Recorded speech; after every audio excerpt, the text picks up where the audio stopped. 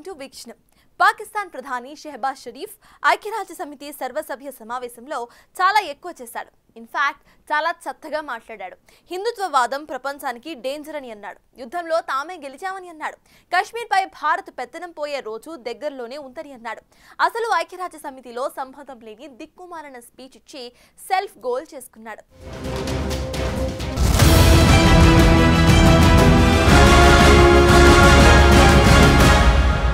Ladies and gentlemen, there must be no space for hate speech, discrimination or violence against any person or against any religion. Hate-driven ideologies such as India's Hindutva-driven extremism pose a danger to the entire world. Right. చూసారుగా పాక్ ప్రధాని Shehbaz Sharif comments. మాట్లాడిన దానికి అర్థం పర్థం ఉందా? అసలు తలాతూక ఏవైనా ఉందా? ఏది పడితే అది మాట్లాడి ఇండియాపై 4 రాళ్లు వేసి వెళితే ఓ పనైపోతుందనుకున్నాడేమో. ఐక్యరాజ్య సమితి జనరల్ అసెంబ్లీ 80వ సమావేశాల్లో నోటికొచ్చింది మాట్లాడాడు. అయితే పాక్ పీఎం ఒకవేళ భారత్ వైపు చూపిస్తే 4 వేళ్లు పాకిస్తాన్ వైపే చూపిస్తాయని మర్చిపోయాడేమో.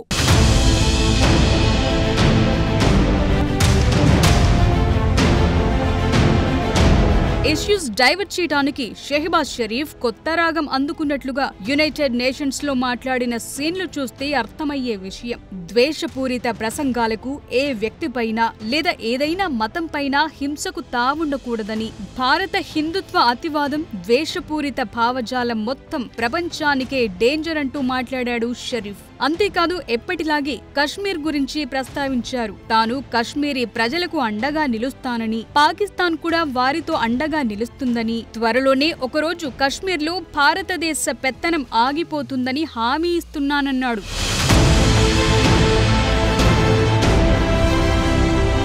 పాక్ పీఎంఓ నోటి నుంచి వచ్చిన ఈ మాటల్ని చూసిన వారు అసలది నోరా మరి ఇంకోటా అన్నట్లుగా ఫైర్ అవుతున్నారు. ఎందుకంటే సొంత దేశంలో బలూచిస్తాన్ వాసుల్ని పీడించుకు తినటం, ఖైబర్ పంక్తుంక్వాలో మానవ హక్కుల ఉల్లంఘనలు, ఉగ్రవాదులందరికీ షెల్టర్ ఇవ్వటం, వారి అంత్యక్రియల్లో బహిరంగంగా పాల్గొనటం, ఇవన్నీ చూసిన వారికి పాక్ పీఎం ఏం జవాబు చెప్తారు? 100 ఎలుకలు తిన్న పిల్లి తీర్థయాత్రలకు వెళ్లిందన్నట్లుగా ఉంది కథ. ఇదే విషయంపై అదే ఐక్యరాజ్య సమితి వేదికగా భారత్ ఘాటుగాని తిప్పికొట్టింది. భారత ప్రతినిధి పెటల్ గెహ్లాట్ పాక్ ప్రధానిని కార్నర్ చేశారు. This assembly witnessed absurd theatrics in the morning from the Prime Minister of Pakistan, who once again glorified terrorism that is so central to their foreign policy. However, no degree of drama and no level of lies can conceal the facts. This is the very same Pakistan which at the UN Security Council on 25th April 2025 shielded the resistance front, a Pakistani-sponsored terror outfit, from the responsibility of carrying out the barbaric massacre of tourists in the Indian Union territory of Jammu and Kashmir. Mr. President, a country long steeped in the tradition of deploying and exporting terrorism has no shame in advancing the most ludicrous narratives to that end. Let us recall that it sheltered Osama bin Laden for a decade, even while pretending to partner in the war against terrorism. Its ministers have just recently acknowledged that they have been operating terrorist camps for decades. It should come as no surprise that once again this duplicity continues, this time at the level of its Prime Minister. అసలు పాకిస్తాన్ ఏ మంచి పని చేసిందని భారత్ ప్రతినిధి counter ఇచ్చారు. పాక్ ప్రసంగానికి సమాధానమిచ్చే హక్కును భారత్ వినియోగించుకుంటూ పాకిస్తాన్ను తీవ్రంగా విమర్శించారు గెహ్లాట్. సభలో పాకిస్తాన్ ప్రధానమంత్రి అసంబద్ధ డ్రామా ప్రదర్శించాడని, తమ విదేశాంగ విధానంలో కీలకమైన ఉగ్రవాదాన్ని కీర్తించారని గుర్తు చేశారు. టెర్రరిజంలో పాకిస్తాన్ రికార్డు ఎప్పటికీ చెరిగిపోదని, ప్రపంచానికి ఉగ్రవాదులను ఎక్స్పోర్ట్ చేస్తున్నారని ఫైర్ అయ్యారు. ఉగ్రవాదులకు పాకిస్తాన్ ఎలా ఆశ్రయం కల్పించిందో ఒసామా బిన్ లాడెన్ విషయాన్ని ప్రస్తావించారు. ఉగ్రవాదంపై యుద్ధంలో భాగస్వామిగా నటిస్తూనే దశాబ్దం పాటు ఒసామా బిన్ లాడెన్ కు షెల్టర్ ఇచ్చారన్నారు. దశాబ్దాలుగా తాము టెర్రర్ క్యాంప్స్ నిర్వహిస్తున్నామని ఆ దేశ మంత్రులు ఇటీవలే అంగీకరించారని, పైగా ఆపరేషన్ సింధూర్ అటాక్స్ లో హతమైన ఉగ్రవాదుల అంత్యక్రియలకు పాక్ ఆర్మీ అధికారులు హాజరయ్యారని గుర్తు చేశారు. అది మర్చిపోయి ఇప్పుడు షెహబాజ్ షరీఫ్ కొత్త గేమ్ మొదలు పెట్టారన్నారు. When senior Pakistani military and civilian officials publicly glorify and pay homage to such notorious terrorists, can there be any doubt about the proclivities of this regime? The Prime Minister of Pakistan also advanced a bizarre account of the recent conflict with India. The record on this matter is clear.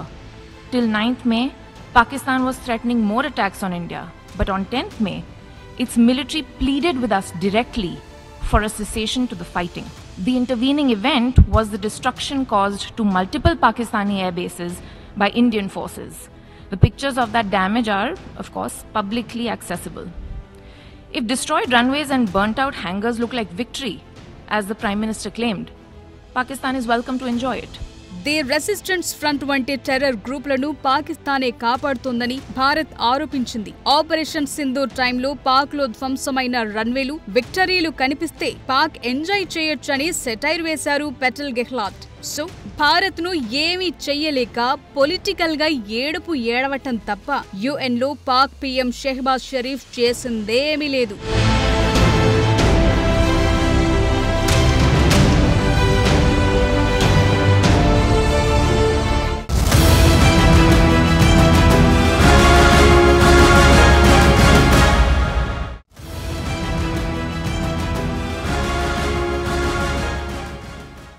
అతివాదం అన్న మాట పాక్ ప్రధాని నోట రావటం attention diversion కోసమే.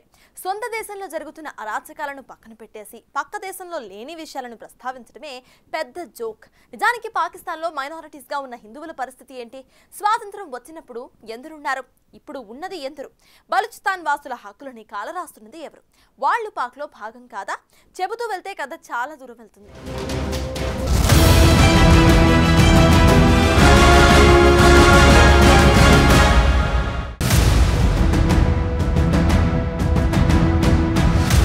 1947లో పాక్ ఏర్పడినప్పుడు హిందువుల సంఖ్య 24% ఉండేది. అది 2025 నాటికి 2% తగ్గింది. అంటే ఈ మధ్యలో ఏం జరిగింది? ఇది మతపరమైన అసహనం కాదా? బలవంత మత మార్పిడిలు, దాడుల వల్ల జరిగింది. దీనికి పాక్ ప్రధాని షరీఫ్ ఏం జవాబు చెప్తాడు? 2025లో human rights commission of Pakistan report ప్రకారం సింధ్ ప్రావిన్స్ లో బలవంత వివాహాలకు గురయ్యారని తేల్చింది. 2025లో 100కు పైగా ఇలాంటి కేసులు నమోదయ్యాయంటున్నారు. పోలీసుల నుంచి ఎలాంటి చర్యలు లేవంటున్నారు. తప్పుడు కేసుల ద్వారా హిందువులను టార్గెట్ చేస్తోన్న విషయాలను ప్రస్తావిస్తున్నారు. USCIRF అంటే US commission on international religious freedom 2025లో పాక్ ను స్పెషల్ వాచ్ లిస్ట్ లో ఉంచింది. ఎందుకంటే అక్కడ మైనార్టీలైన హిందువులపై అఘాయిత్యాలను ఈ సంస్థ గుర్తించింది. డిజిటల్ హిట్ పెరుగుతోందక్కడ. అసలు షెహబాజ్ షరీఫ్ చెప్పిన దానికి, UN సర్వసభ్య సమావేశంలో మాట్లాడిన దానికి అసలు సంబంధం ఉందా అన్న point తెరపైకొస్తోంది.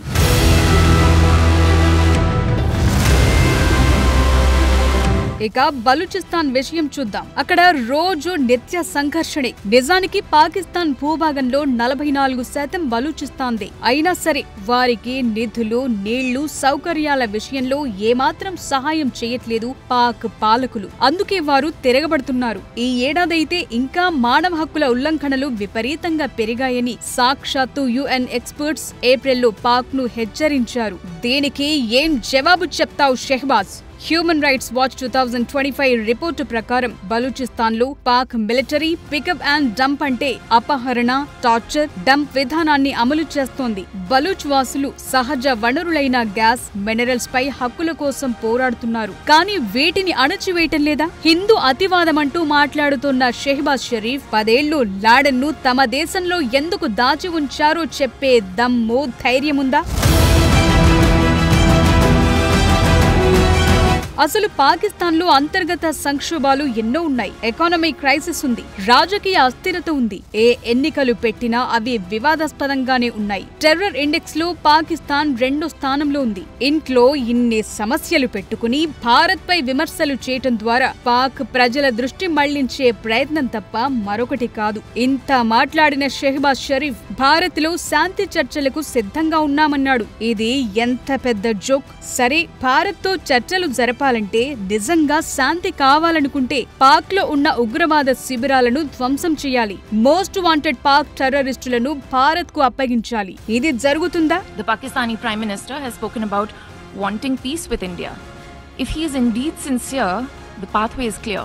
Pakistan must immediately shut down all terrorist camps and hand over to us terrorists wanted in India. It is also ironic that a country which wallows in hate, bigotry, and intolerance should preach to this assembly on matters of faith. The political and public discourse of Pakistan reflects its true nature. Clearly, a look by them at the mirror is long overdue. Mr. President, India and Pakistan have long agreed that any outstanding issue between them will be addressed bilaterally. There is no room for any third party in that regard. This is our long-standing national position. Where terrorism is concerned, we are making it clear that there will be no distinction between the terrorists and their sponsors. Both will be held accountable. Nor will we allow terrorism to be practiced under the cover of a nuclear blackmail. India will never bow to such threats. Bharat Pak మధ్య ఏ సమస్య వచ్చినా ద్వైపాక్షికంగా చూసుకోవాలి. Trump లాంటి third party ప్రమేయం ఉండకూడదు. కానీ ఇటీవలి ఉద్రిక్తతలను Trump ఆపారని, ఆయన గొప్ప శాంతిదూత అని వర్ణించడం షరీఫ్ కే చెల్లింది. పాక్ చేస్తున్న న్యూక్ థ్రెట్స్ ను ఇండియా చాలా లైట్ తీసుకుంటుందని UN లో భారత ప్రతినిధి గట్టిగానే తిప్పికొట్టారు.